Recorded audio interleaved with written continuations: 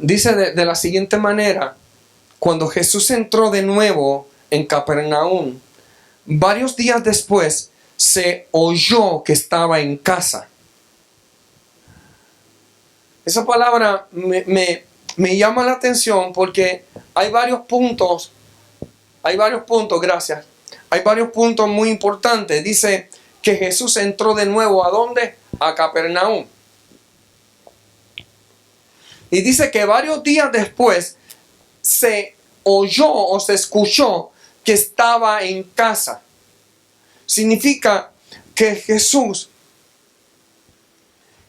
estaba en un lugar donde se sentía bien, en su casa, lugar que conocía, en lugar con que compartía, en un lugar donde podía, y quiero ponerlo de este punto de vista. Quizás yo quiero que lo enfoquemos de esta forma. En mi casa yo soy libre.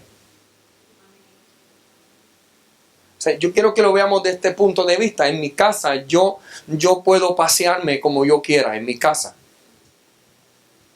En mi casa yo me baño cuando yo quiera.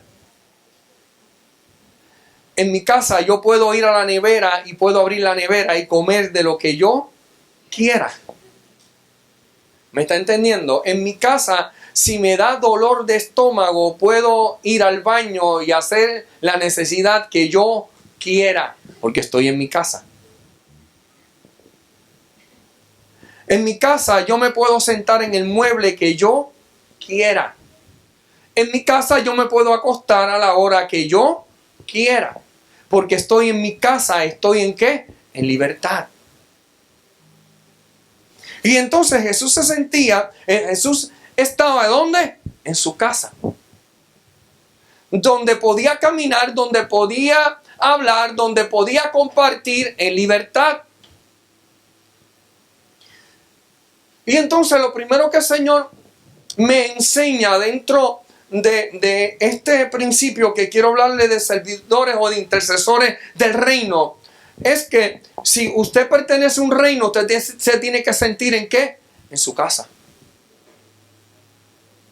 Si usted pertenece a esta casa, usted tiene que sentirse que realmente esta es su casa. Y yo quiero que usted le diga al que está a su lado, te tienes que sentir en casa.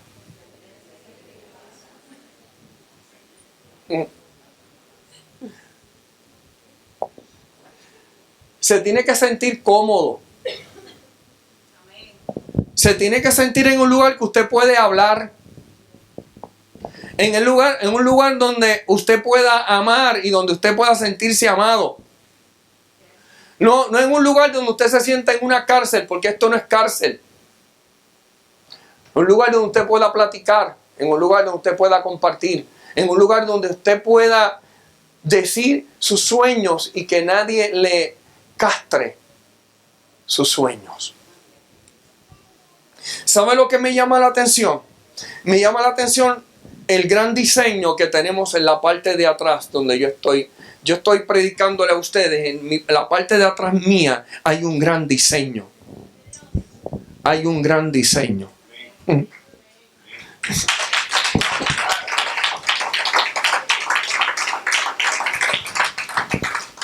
Y entonces usted me dirá, ¿y cuál es? Bueno, véalo usted.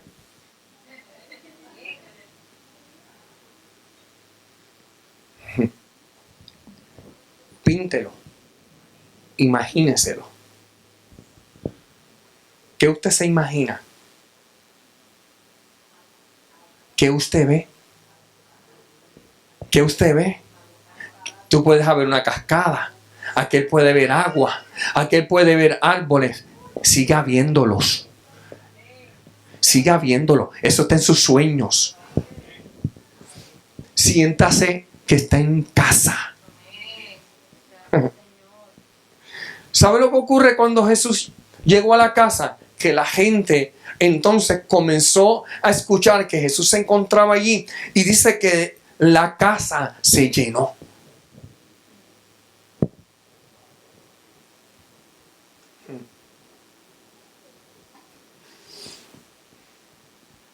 La casa se llenó. ¿Por qué la casa se llenó? Porque aquel oyó que Jesús estaba en casa. Y viene y le cuenta a Ricky y le dice, Ricky, Jesús está en casa. Y Ricky dice, ¿qué? Pues yo tengo que ir a ver a Jesús. Y entonces Ricky no se viene solo. No viene solo. Ricky entonces invita a otro y le dice a Gil, ¿tú sabes qué? Jesús está en casa. Vamos para allá. Y entonces invita a otro. Cuando Jesús está en casa y usted se siente que esa es su casa, usted se siente en la libertad que nadie tiene que invitarle, porque usted sabe que también es mi casa. Y a mi casa a mí nadie me tiene que invitar. Yo no sé a usted si alguien tiene que invitarlo a su casa, pero yo creo que a tu casa nadie te tiene que invitar. A mí el apóstol no me tiene que llamar, me dice, cuando tú quieras ven aquí a tu casa. No, yo voy a mi casa. ¿Sabe cuál es nuestro problema? Que muchas veces creemos que Oasis le pertenecía a una o a dos o tres personas. No, es la casa de Dios.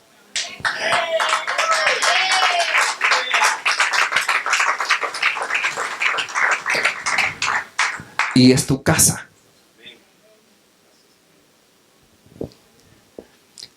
Me llama lo que dice Jesús. En un momento dado que entra al templo y lo habían convertido en mercader. Yo no sé si esto que voy a decir es apto para que lo suban y lo proyecten, pero lo voy a decir como quiera. La casa de Dios no se puede hacer un mercader. ¿Y usted cómo que un mercader? De vender principios incorrectos. ¿Escuchó? Tenemos que establecer los principios que están en la palabra. Los principios escriturales, no los inventos humanistas que estamos escuchando a través de muchas predicaciones que son motivacionales, pero realmente lo que alimentan es los sentimientos y las emociones de la gente y no alimentan el espíritu.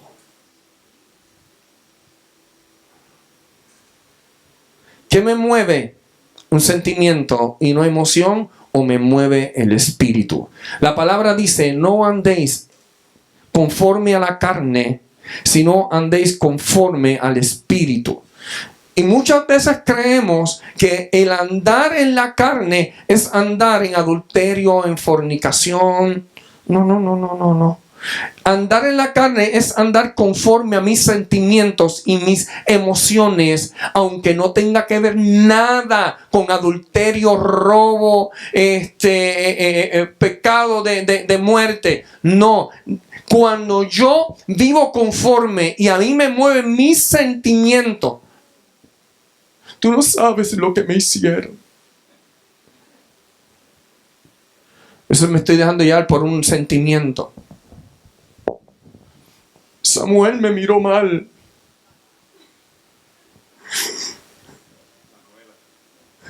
Sí, porque me dejo llevar por un sentimiento, por una emoción. Y entonces eso es lo que me está moviendo. Y ahora tiene un hombre allí grande que tiene una cosa puesta en el pelo que mete miedo. Me dejo llevar por sentimientos y emociones. Y entonces hemos convertido la casa de Dios, las hemos convertido en un centro de emociones donde le aplaudimos a la gente sus malos pensamientos y su modo operandum o su manera de operar de la forma incorrecta, aplaudiéndole y diciendo, sí, no. La palabra dice que Jesús entró al templo y y habían transformado lo que se había establecido. Hay un orden que se había establecido y ese orden se había violado. ¿Sabes qué? La gente tenía que traer ofrenda que ellos tuviesen de animales y traerlos al templo para que fuesen sacrificados, pero en el templo le estaban vendiendo lo que iban a sacrificar y ellos no sabían si eso que iban a sacrificar, de dónde había provenido, si era perfecto, si no era perfecto. Lo que ellos estaban trayendo era una ofrenda y compraban la ofrenda allí y se había convertido en un negocio. Las iglesias se han convertido en negocios de ideas humanistas.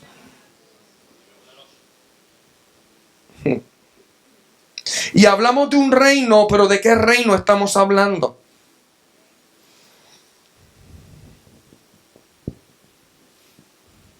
Y corremos detrás de gente. Y perseguimos a gente.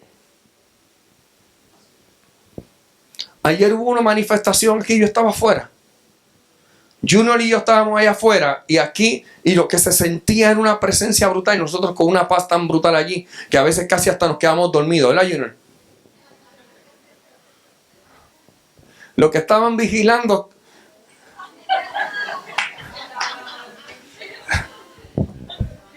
sí estaban en una paz brutal. Y se sentía aquí una manifestación sobrenatural.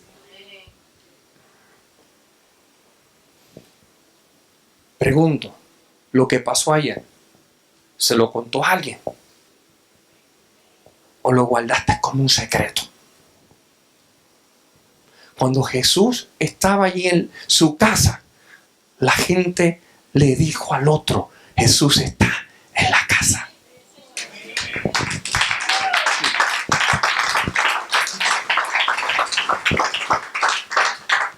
Si decimos que Jesús está en este lugar, porque si lo que he aprendido a través de muchos años, he aprendido a que toda gloria le pertenece a Dios. Y que toda honra le pertenece a Él. Y me he cuidado a través de 33 años de que toda gloria y toda honra se la demos a Él. Y que todo lo que pase y que todo lo que se manifieste sea desatado para su gloria y su honra. Y por eso es que creo en una iglesia que manifieste su presencia. Por eso es que creo en una iglesia que cada joven, que cada niño, que cada hombre y que cada mujer desate una presencia. Que no sea la gloria de un hombre, que no sea la gloria de un líder, que sea la gloria de Dios. Aleluya, porque muere el líder, se muere el avivamiento. Y allí entonces Jesús, en la casa, se enteró de que la gente le había anunciado, porque había tanta y tanta gente que no cabía allí nadie. Verso 2 dice: se reunieron muchos, tanto que ya no había lugar ni aún a la puerta, y él les explicaba la palabra. ¿A qué llegamos a la casa? Diga conmigo: a escuchar la palabra de Dios. A escuchar sus instrucciones, qué es lo que Él quiere para mi vida. Y cuando Jesús llega a nuestro corazón, nuestras actitudes son transformadas. Nuestra vida es cambiada. No seguimos siendo ¿qué? Los mismos. Y me llama la atención lo que sigue diciendo la palabra. Dice que entonces vinieron y le trajeron a un paralítico que había sido llevado por 4 hombres. Como no pudieron acercarse a Jesús a causa de la multitud, levantaron el techo de encima de donde él estaba, y cuando habían hecho una apertura, bajaron la camilla en que estaba acostado el paralítico. Mire esto. Cuando Jesús está en la casa, usted no se puede quedar callado, tiene que hablarle. Tiene que hablarle a otros. Y me quiero imaginar yo que 4 personas con un corazón de intercesor. Y vuelvo a repetir, el intercesor no es solamente aquel que ora, sino el intercesor es el que se pone en el lugar de otro. Y me imagino estos 4 iban a ver a Jesús a la casa. Y cuando vieron a Arnaldito tirado allí en el piso, dijeron, no, ¿qué hace Arnaldito aquí en el piso? ¿Por qué esperamos de Arnaldito que se muera? ¿Por qué esperamos que Arnaldito, cuando sea adulto, sea un criminal? ¿Por qué esperamos que Arnaldito, cuando crezca, sea lo peor de esta tierra? No, vamos a levantarlo y vamos a vamos a llevarlo a los pies de Jesús. Porque me pongo en el lugar de él cuando yo era joven, cuando yo era jovencito, y también los deseos, las cosas que venían a nuestra vida. Y entonces tenemos que ponernos en el lugar del otro. Y entonces, ser intercesor es más que orar. Ser intercesor es ponerte en el lugar del otro y sentir el dolor que otro siente. Y sentir las cargas que el otro siente. Y sentir las amarguras que el otro siente. Pero no dejarlo ahí. Diga conmigo, no lo podemos dejar en el suelo. Y entonces veo a Juan que está ahí destruido porque su vida ha sido destruida por sus malas decisiones. Bueno que se echaba en negro no por ser negro, sino que ni por si que sea calvo, sino porque le falta el pelo. Y verlo ahí tirado, lacerado. Mi matrimonio está bien. Si él tomó malas decisiones, allá él que se fastidie. No. Eso no es lo que Dios nos está diciendo. De nada vale que yo me tire de rodillas y tenga las rodillas como un camello. De nada vale que esté 8 horas de rodillas, pero mis actitudes de mi corazón todavía no hayan sido transformadas. Y entonces veo la necesidad de Juan y digo, no, Juan, tú no puedes estar aquí en el suelo. Tomaste malas decisiones, pero ¿qué no importa? Hay decisiones que tú puedes tomar de ahora en adelante que sean correctas. Y entonces tomarlo, ponerme en el lugar y ver el dolor que le está pasando, ver las amarguras que le está pasando, extenderle la mano y llevarlo a la casa.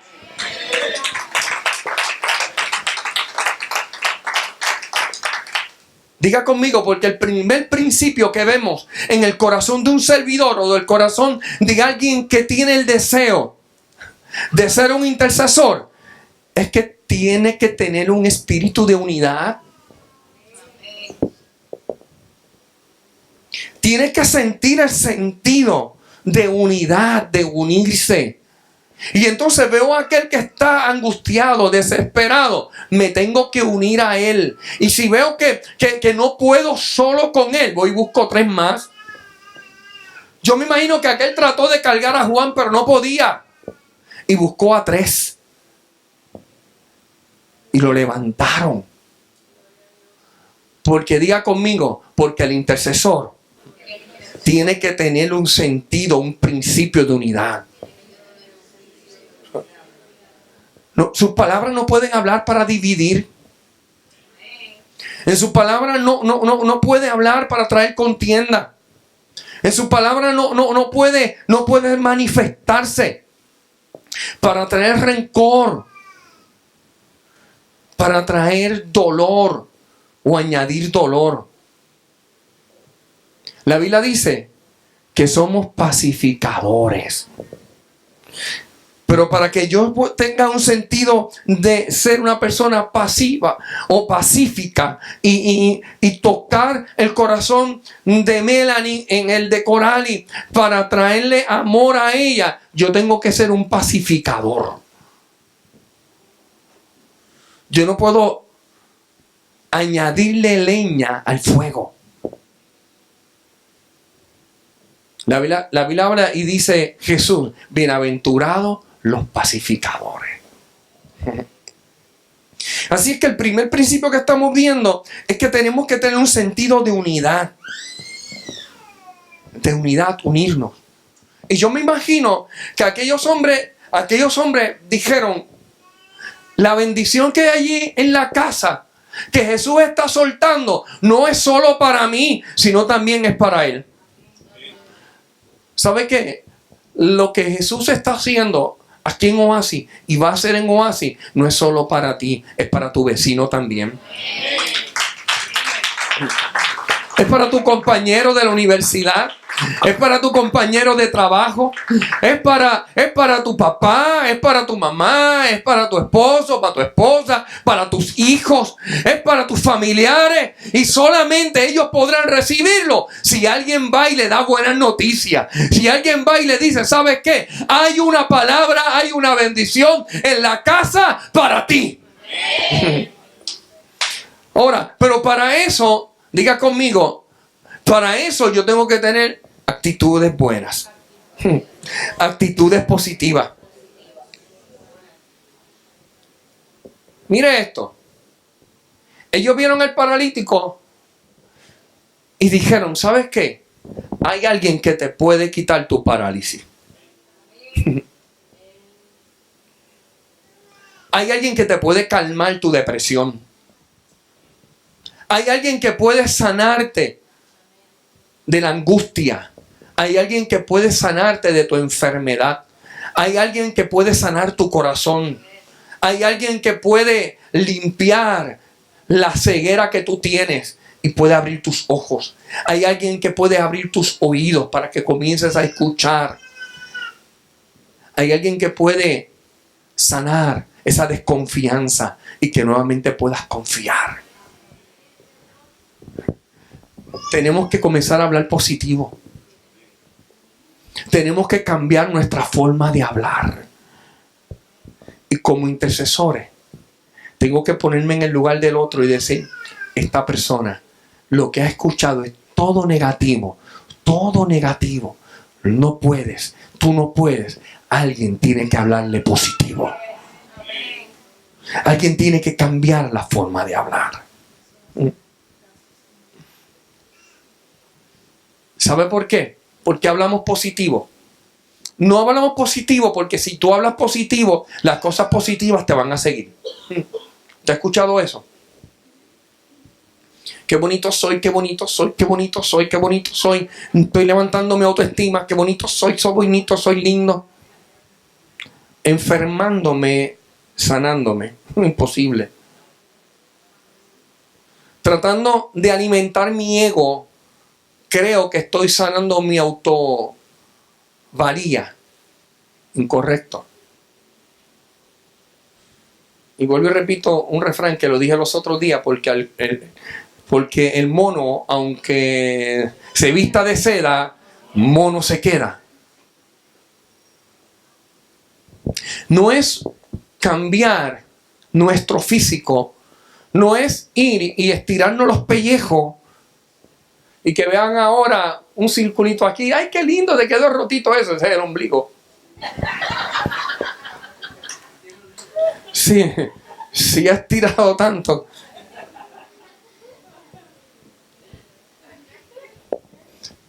No es de hacerte una bariátrica lo que va a resolver el problema que está aquí. Lo que tienes que es sanar tu psiquis. Y eso se puede sanar cambiando nuestra forma de pensar. Sabiendo que tenemos que tener fe no en nuestros cambios, sino fe en Cristo que puede transformar nuestra manera de ser.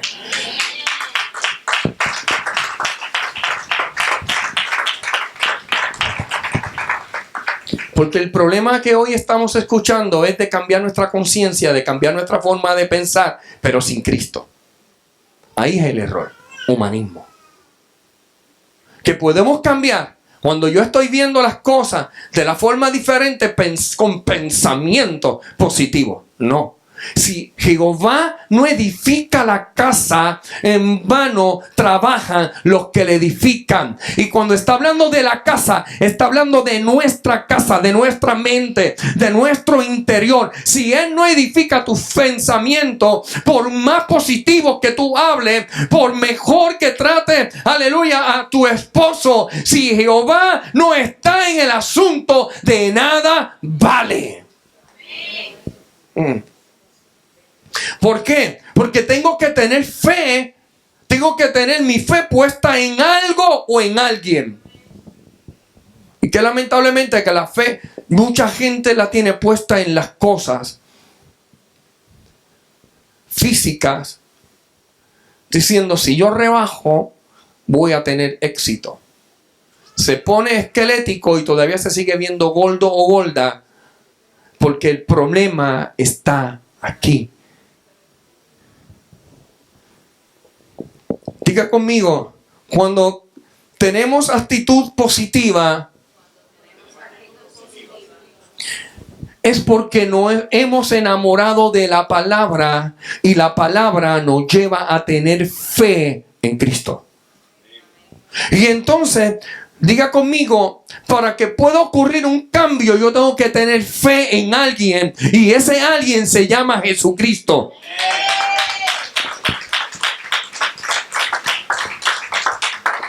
Si cambio de persona y mi fe estaba puesta en un hombre y yo cambio de este hombre a este otro hombre, mi fe siempre va a estar basada en el hombre, en el ser natural. Sigo confiando en el ser humano.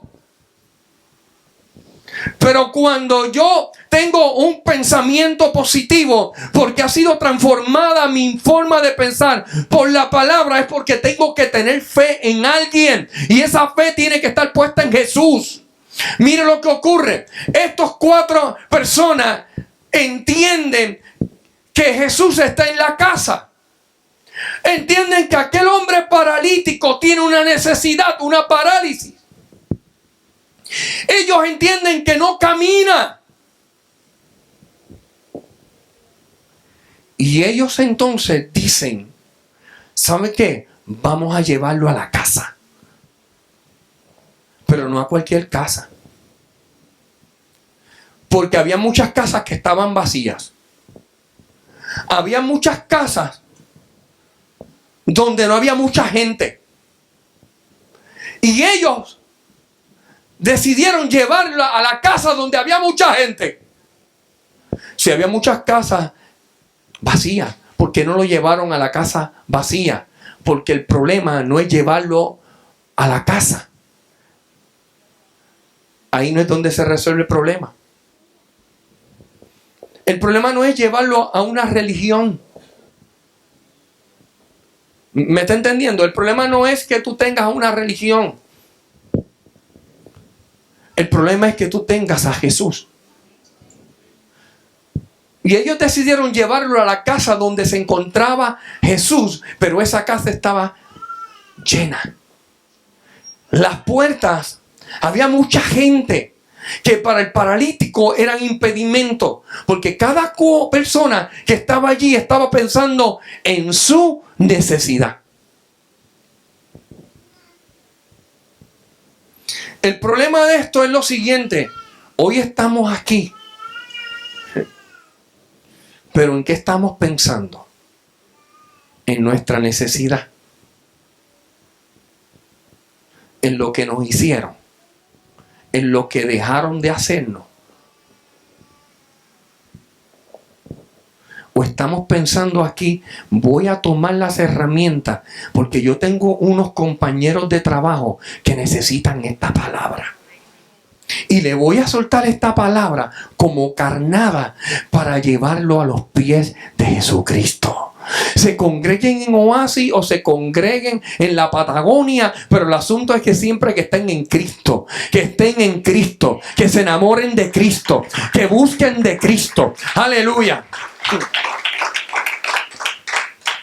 Y entonces ellos tenían una certeza en su corazón de que tenían que llevarlo a los pies de Jesucristo, encontraron impedimento. Cada vez que levantes a alguien que esté paralizado, te vas a encontrar impedimentos. Y muchos de estos impedimentos los vas a encontrar dentro de la casa de Dios.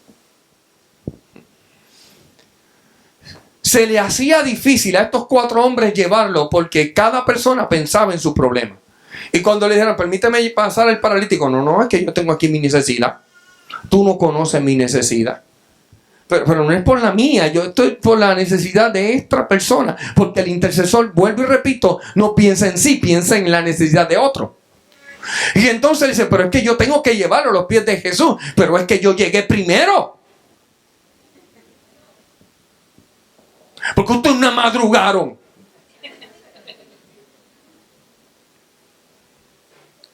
Es que yo llegué primero, Juan. Yo estuve aquí antes. Y ahora viene este Colón.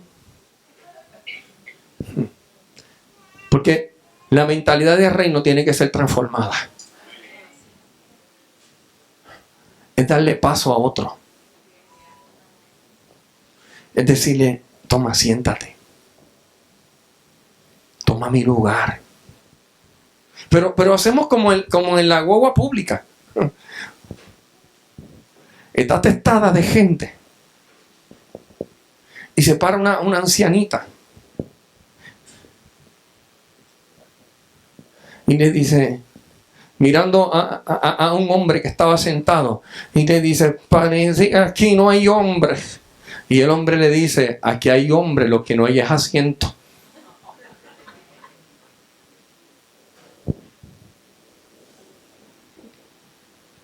Pero ¿sabe qué?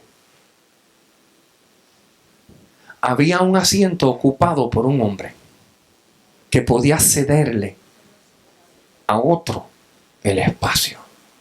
Dios está llamando a una iglesia que tenga la mentalidad de ver la necesidad del que está a su lado. Que vea la necesidad del otro como prioridad.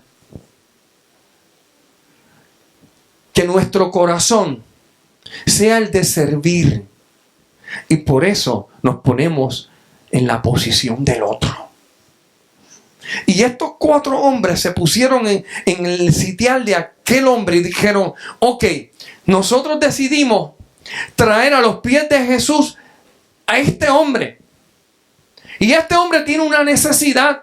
Y nosotros sabemos que Jesús puede suplir la necesidad. Pero hay un impedimento. La gente nos impide llevarlo a los pies de Jesús. El humanismo nos impide llevarlo a los pies de Jesús. ¿Qué vamos a hacer? Quizás el otro dijo, pues sencillo. Subámoslos al techo. Las casas en Israel tienen unos escalones y en la parte de arriba era mayormente donde se tendía la ropa, donde se hacía el quehacer en la parte alta, en la parte de arriba. Pues subieron al paralítico al techo y decidieron arrancar el tejado para luego descenderlo a los pies del maestro. Pero mire esto. Imagínese que usted le diga a Melanie, pues Melanie, vamos a subir a Juan arriba del techo. Que subir a Juan al techo. O sea, mucho que pesa. ¿Y cómo rayo vamos a subirlo? El problema es que muchas veces traemos a la gente cerca de Jesús, pero luego vemos el impedimento y entonces vemos el impedimento como una imposibilidad y ahí nos detenemos. No, estos 4 hombres se habían agarrado de la fe, de un principio de creer que para Jesús todo era posible. Ellos podían gritar a la distancia, pero había mucha gente y ellos le dijeron, lo que hicieron fue que actuaron. El Señor nos está llamando a que actuemos, a que rompamos lo que tengamos que romper. Hay unos topes, unos techos que nos estableció la religión. La religiosidad nos establecieron unos límites. Y ¿sabes qué tenemos que hacer? Romper esos límites. Entender que hay que romper, desbaratarlo, para que entonces poder hacer descender al que necesita. Y entonces ellos tenían una fe. Y dice entonces que rompieron el techo, bajaron al paralítico, y Jesús no vio la fe del paralítico. Yo quiero que usted vea aquí la importancia del intercesor, del que se pone en el lugar del otro. Porque cuando tú te pones en el lugar del otro, todo cambia, todo transforma.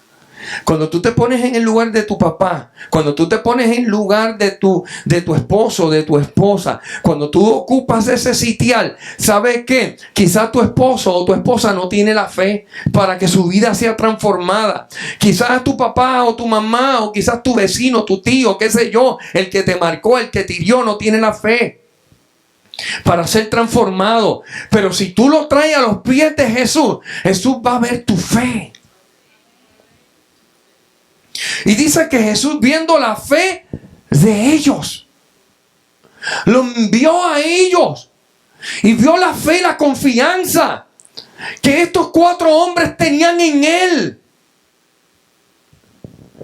que mirando al paralítico le dijo: hijo, tus pecados te son perdonados.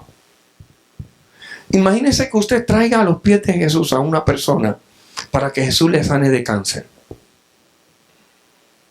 Llega aquí la persona que tiene cáncer y lo único que Jesús le dice: ¿sabes qué? Tus pecados te son perdonados. La fe de los 4 hombres no era para que Jesús salvara, sino para que Jesús le quitara ¿qué? La parálisis.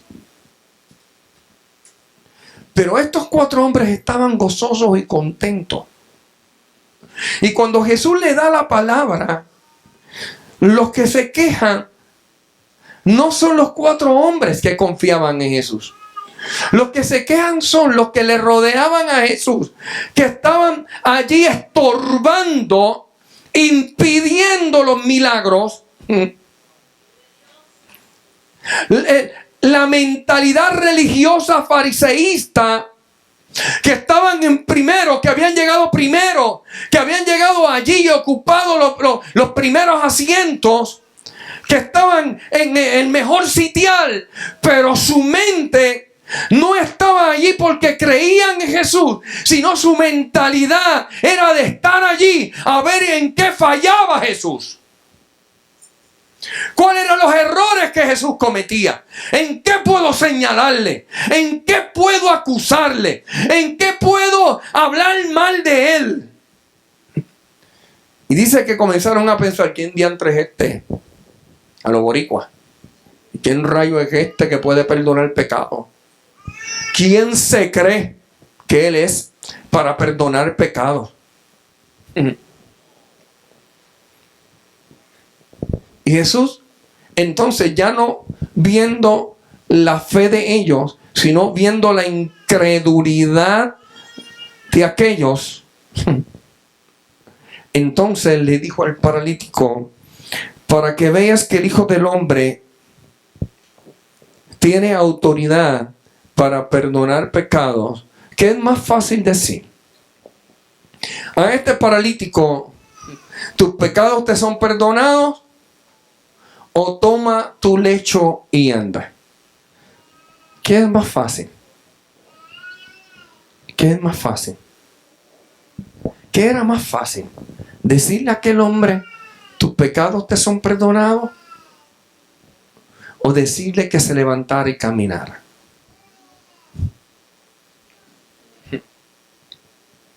Y él dice: para que veáis que el Hijo del Hombre tiene autoridad para perdonar pecados, le dijo al paralítico: toma tu lecho y anda. Al instante, el paralítico se levantó, tomó su camilla y siguió caminando. Y entonces ahora le acusaron a Jesús porque un día de reposo hizo un milagro. Escuche esto. El cuarto principio se llama misericordia. No tan solamente tener fe en Cristo, sino tener misericordia del necesitado y llevar, por eso lo llevo al quien yo creo. Traigo a la gente a los pies de Cristo porque confío en Cristo, pero a la vez porque tengo misericordia. La palabra misericordia no es otra cosa que compasión. Me compadezco. Y Dios está llamando a una iglesia que aprenda a compadecerse de la necesidad del prójimo.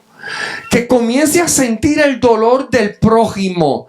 Y no vamos a ser intercesores efectivos. Cuando digo intercesores, no estoy hablando de los que vienen aquí los martes. Estoy hablando de una iglesia intercesora. No vamos a ser efectivos mientras no tengamos misericordia.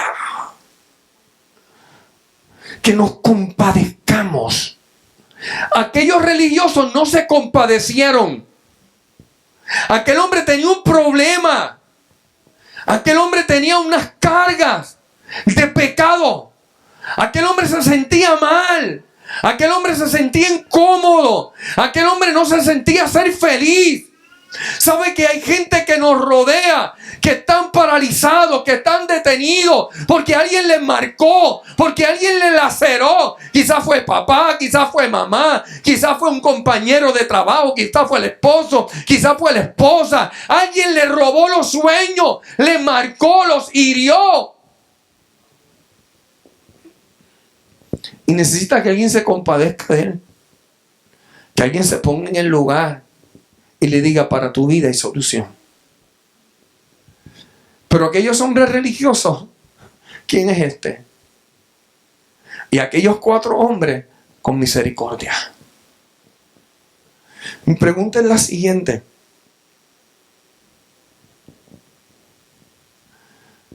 Cuando nosotros comenzamos a tener misericordia, comienza a revelarse realmente cuáles son nuestras intenciones.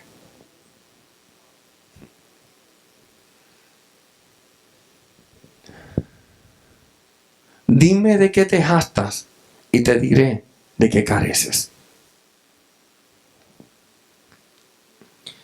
Aquellos 4 hombres revelaron la intención de su corazón, de que aquel hombre fuese sanado, de que aquel hombre fuese transformado. ¿Sabe qué? Usted podrá morir de cáncer y comerse el cáncer este cuerpo, pero no podrá comer su alma. ¿Y de qué vale que estemos sanos y nuestra alma esté perdida, esté enferma? Aquellos hombres dijeron: ¿quién es este para perdonar pecado? Allí estaba el Hijo de Dios parado. Allí estaba Dios encarnado. Y ellos cuestionaron quién Él era para perdonar. Hay enfermedades que provienen de problemas espirituales. Y Jesús sabía dónde tenía que trabajar. Le voy a decir algo. La Biblia dice: y Jesús, conociendo los pensamientos de ellos. Podemos hablar, pero Jesús realmente sabe lo que pensamos. Podemos decir, pero Jesús sabe lo que hay en nuestra mente. Si realmente lo que expresamos por nuestra boca es real o es solamente mentiras, engaño. Si Dios no puede ser burlado. A Él no lo podemos engañar. Podemos hablar, podemos gritar, podemos clamar, pero Él conoce realmente cuáles son nuestras intenciones. Quiero cerrar con esto. Había un grupo que solamente estaba señalando quién es este. Buscando a Dios encarnado. Pero había una minoría que tenía misericordia y sabía que Jesús iba a sanarle. Dejemos que Jesús haga el área que tenga que sanar primero. Hay áreas que Jesús tiene que sanar en nuestro interior, aunque estemos caminando. Hay parálisis, hay boicot que hacemos, porque nuestra pasión realmente está en el reconocimiento. El intercesor, vuelvo y repito, no busca su beneficio, sino del que está a su lado. No busca que se le reconozca. ¿Sabe qué? Yo no voy a vivir la palabra porque tengo un micrófono. Yo vivo la palabra porque tengo a Dios en mi corazón. Mi pregunta, si no tienes el micrófono, ¿sigues siendo el ministro? ¿Sigues siendo el mismo ministro cuando lo tienes y cuando no lo tienes? ¿Te sientes con el mismo peso de responsabilidad? ¿O sientes que no tienes el mismo peso si no tienes el micrófono? Jesús vio la fe de aquellos y le dijo al paralítico: tus pecados te son perdonados. Jesús trabaja con la necesidad.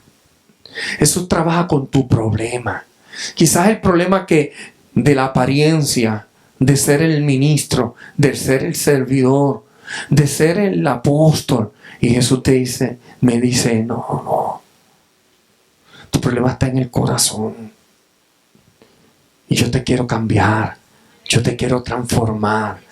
Yo te voy a hacer real. Yo te voy a hacer transparente. Yo te voy a hacer un hombre que cuando dice una palabra, no es para que la gente la escuche y suene bonito, sino para que sea una verdad. Aleluya. Para que en el momento malo ahí se demuestre. Para que en el momento difícil ahí realmente es que se manifiesta quién realmente tú eres. Ahí es que se revela la intención del corazón. Y aquellos hombres que llegaron primero, aquellos hombres que se creían que tenían la religión agarrada por las manos, Jesús les dijo a ellos: ustedes son unos hipócritas. Y ¿sabe qué? Le voy a decir algo para que vean que yo tengo autoridad para perdonar pecado. Le dijo al paralítico: toma tu lecho y vete a tu casa. Hay una autoridad, aleluya, que Jesús está desatando en la casa, no solo para perdonar pecado, no solo para libertar a la gente esclava, sino para también traer sanidad al cuerpo físico.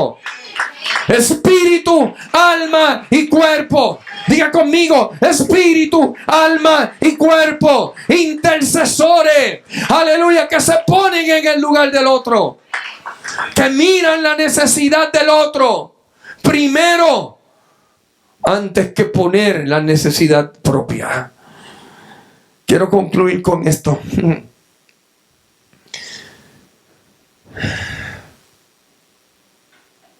¿De qué nos vale conocer y no hacer? ¿De qué nos vale conocer y no hacer? Dios nos está llamando a que no solo conozcamos, sino que hagamos. Que seamos una iglesia del reino, una iglesia servidora, una iglesia que traiga a los necesitados a los pies de Jesús, porque primero pensamos en la necesidad de nuestro prójimo antes que en la nuestra. Póngase en pie.